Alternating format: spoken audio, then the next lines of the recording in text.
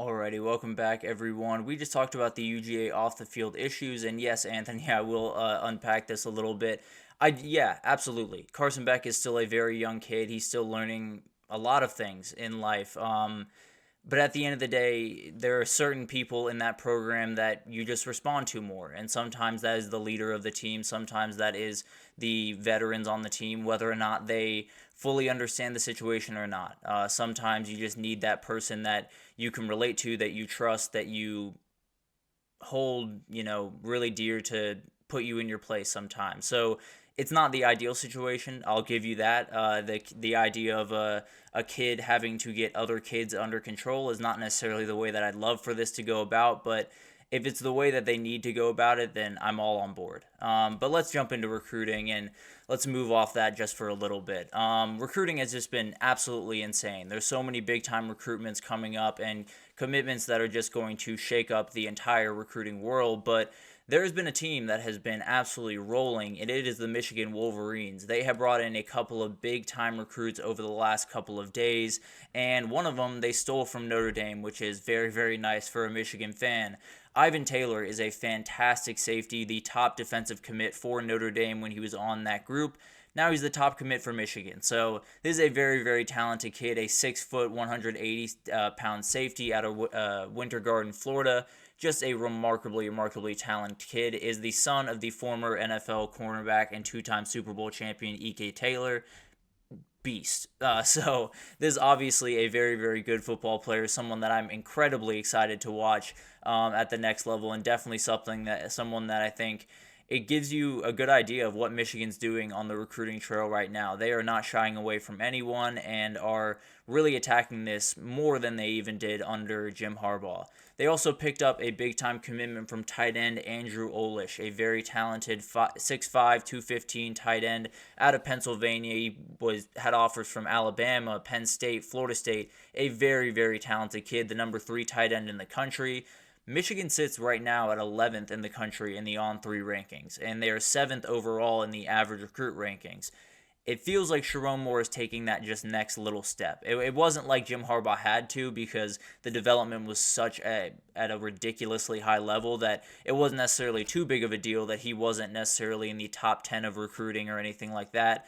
I think they're going to need to do that going forward, at least a little bit more. And I think Sharon Moore knows that, and he's doing just really, really good work. They haven't necessarily brought in a ton of kids, but they brought in really, really quality kids. There's no two ways about that. The other team that is really blowing up right now is the Georgia Bulldogs. We just talked about the not so great things going on around that program. Well, pretty much everything else is going pretty well. And recruiting is the main among them. I want to start with this kid because this is one of the coolest stories in recruiting I've seen in really quite some time. Definitely in this cycle, but Overtime Elite, if you know that name, it is a basketball professional league that kind of works at a number of different cities and is just elite high school and college age basketball players. Just really, really talented players. And this is one of those guys. Jazariah Jackson is a very, very talented basketball player. He's made the move to football, and he has committed to the Georgia Bulldogs. The kid's 6'11", 330.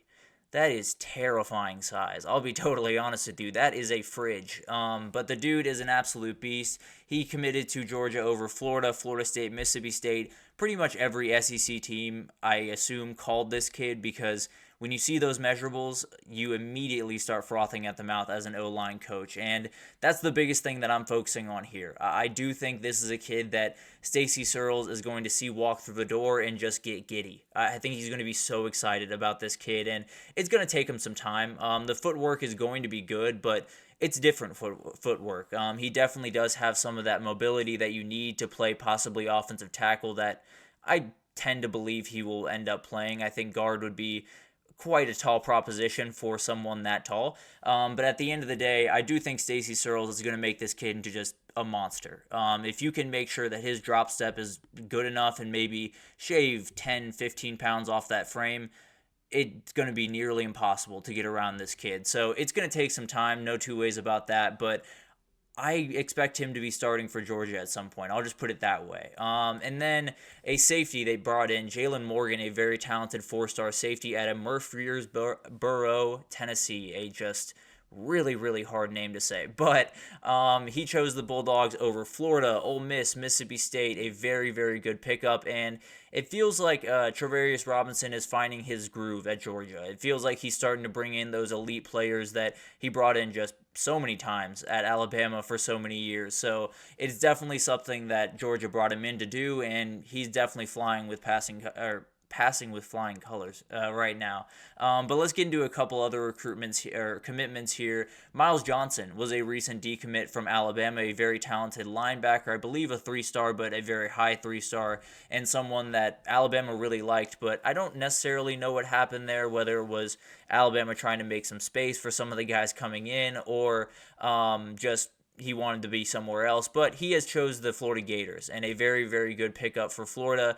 They continue to recruit down there. They continue to do really, really good work on the recruiting trail, and it's very confusing. I don't understand what's going on down in Florida. I don't understand if he has a job at the end of the day. It'll be fascinating to watch. I'll just put it that way. But Lex Cyrus is another guy I want to talk about, a 4-star wide receiver. He has committed to South Carolina. This guy is outright speed. He's 5'10", 175, a very talented kid, committed over Penn State, which is one Penn State just got to hate losing out on. But Shane Beamer just really recruits incredibly well. He gets guys every single cycle that I just don't think they would have a shot to get. So it gives you an idea of what he's trying to build out there. It's going to take some time with a lot of the other schools in the conference and some of the schools coming in being very, very good. But at the end of the day, it feels like South Carolina is a team that maybe it's not sustained success over, 5, 7, 10 years, whatever that is. But this is a team that can pop up. This is a team that one year you might just not be thinking about them, and then they win 10 games and go to the playoff and do some crazy things. So I don't expect that to happen this year, but at the end of the day, I do think this is a team that could develop into really something to watch, that's for sure. And then we'll get into the Oregon Ducks. Imagine that. They got another commitment. This is a relatively tough name, so stick with me here for a minute. Alai Kalavalu.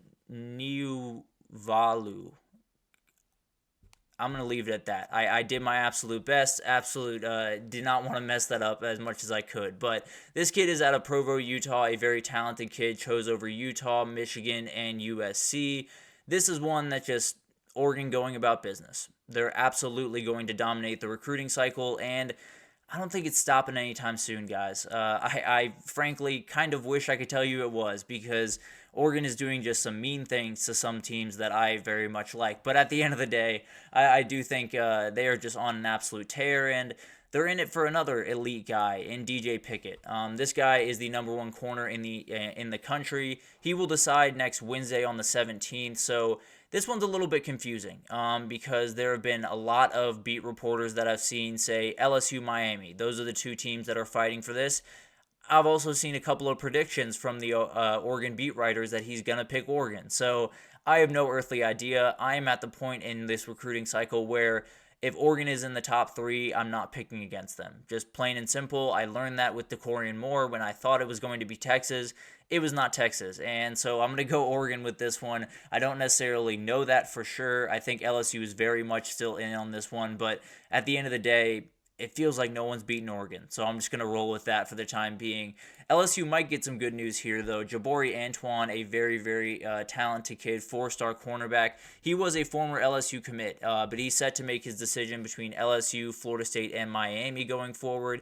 It feels like there might be some momentum behind the Florida teams, but it was a very weird thing because he decommitted from Florida State, or from LSU, excuse me, and then immediately had a crystal ball about 20 minutes after he decommitted. So it could be LSU. He could find his way back to being a Tiger, and if I had to make a guess, I think that's where I would pick, if I'm being honest. But at the end of the day, just a remarkably confusing recruitment. I'm not sure where he's going to end up at the end of the day, but a very talented kid nonetheless, and whoever gets him is getting a very good player. Vernell Brown Jr. is an elite wide receiver, a 5-star wide receiver that is down to Ohio State, Florida, and Miami. So this is kind of a Florida battle. Ohio State was in it for quite some time and was fighting, but weirdly enough, this recruiting class on the wide receiver front for Ohio State is not necessarily quite as strong as it has been in the past. They made some pushes for some those top guys and got some really good players in that wide receiver class, but not necessarily what they normally get. Now, they do have Chris Henry the third coming up in 2026, so not necessarily an issue by any means, but I expect this one to be Florida. Tom Loy, the national recruiting analyst over at 24/7, put in a crystal ball for them to pick him up, and it goes back to what I was talking about with Florida. It is the most confusing program in the country. I tend to believe that Billy Napier is in one of the worst spots going into this season, probably only behind Sam Pittman over at Arkansas, and I don't know if he has a job at the end of the season, but he keeps recruiting at a really high level. The culture down there still seems really solid somehow. It's just incredible to watch. So it's one of the most confusing programs in the country, and this year could be a very, very confusing year for sure. But at the end of the day, it'll be just incredible to watch that team unfold. Trey McNutt is another guy I want to talk about, a very talented five-star safety. He's down to Oregon, USC, A&M, Florida, and Ohio State. This is Oregon's recruitment to lose. I feel pretty confident in that. There was a long time where Ohio State was leading, and I think they're still very much in the fight here, but I think it's going to be Oregon. I think him and Jonah Williams have been just picking up way too much smoke towards the Oregon direction for them not to be Oregon Ducks, and if that happens, 2 5-star safeties in that class. And then if they add DJ Pickett, 5-star corner. And that goes along with 2 5-star wide receivers. It's just ridiculous what Dan Lanning and company are doing up there.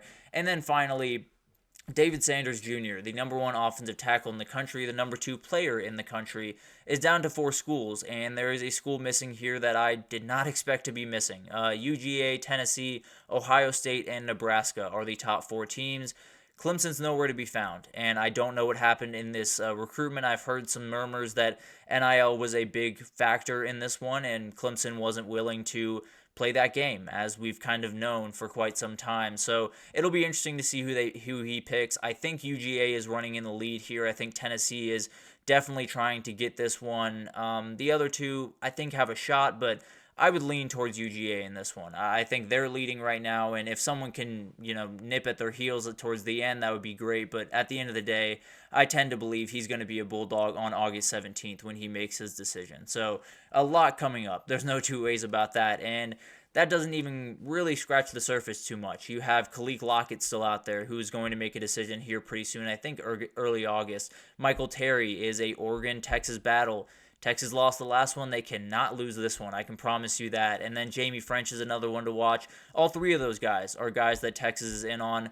They're going to need all of them, I'll be totally honest, to get out of this recruiting funk that the Longhorns have been in. Another guy that I expect to commit pretty soon is Justice Terry, and I think that one's going to be Georgia. Elijah Griffin's another defensive tackle to watch. I think that one's going to be Georgia. So Kirby Smart's doing Kirby Smart things on the recruiting trail as well. It's not just Oregon, don't worry. But at the end of the day, it is a crazy, crazy time in recruiting, and it doesn't feel like it's stopping anytime soon. So it'll be awesome to watch the next little bit unfold. But let's take our third break here. When we come back, let's talk about College Football 25. There is so much to break down. We'll get into player ratings. We might just have to get into player ratings another time because I got some beefs, but we'll get into that a little bit later. And then we'll get into the details around Dynasty and Road to Glory. So we'll break down all of that right after this. So stick with us.